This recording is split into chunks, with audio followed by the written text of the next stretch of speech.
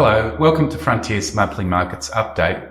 My name is Tom Lambert, a consultant on our capital markets team, and I'm here with my colleague, Dr. Vivian Xu, who's also a consultant on our capital markets team. So Vivian, there's been quite a lot happening in markets lately with a severe market downturn. Can you give us a brief description of what happened there? Sure. As you all know, we've seen a major market sell-off at the start of August, and this was followed by an immediate recovery. Among the markets that have been impacted, Japan appeared to suffer the most extreme swing. The Japanese equity held initially declined 20% in local currency, and it bounced back 10% in the next day. This extreme volatility also was reflected in global market as well. The US stocks have also took the heat, especially in the technology sector. But now, after the initial volatility, it's corrected quite fast.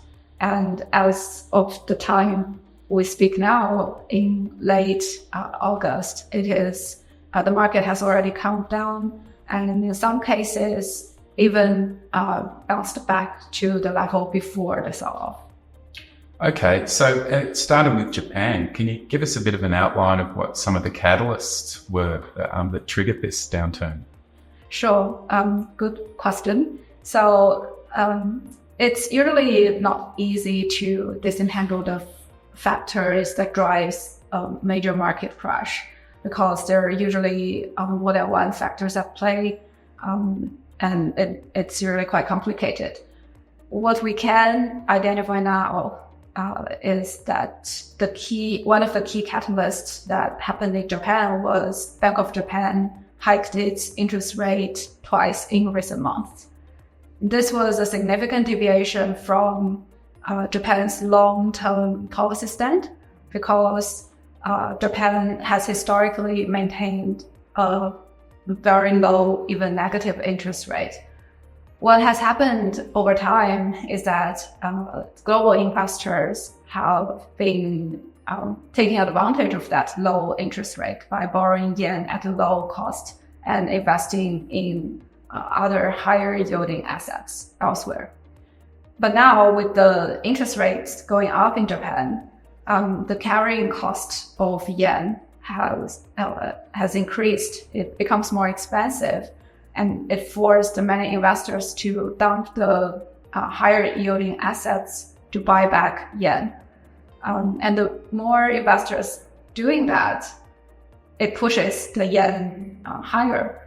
And the higher yen gets, the carry trade becomes even more expensive, and it forces even more investors to unwind that carry position.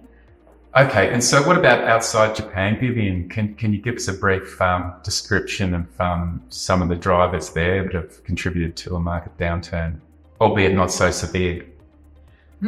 Well, in the US, there are several other catalysts that happen at the same time as Bank of Japan hiking interest rate. So one of the catalysts is the release of disappointing US economic data. Particularly, the unemployment rate was lower than expected. And the followers of our market video would know that unemployment rate is historically a reliable indicator to recession. And when unemployment rate spikes up, investors it triggers fear in a market that an imminent recession is coming. That's what happened at the start of this month.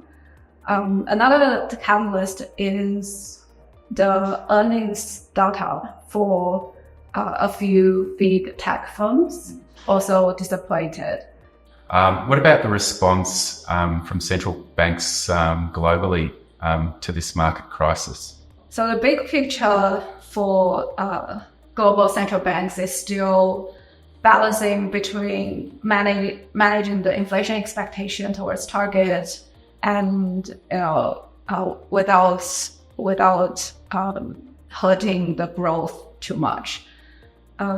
the US Fed has left the interest rate unchanged in their July meeting, but the comments from the Fed chair has signaled we're getting closer to the interest rate cut. And away from US, in Europe, Bank of England has conducted their first interest rate cut in August, while RBA and ECB, the European Central Bank, have left the rate unchanged. Okay, thanks for that, Vivian. They were really helpful insights. And thanks everyone for joining this edition of Monthly Markets Update. We hope to see you next time. Thanks again.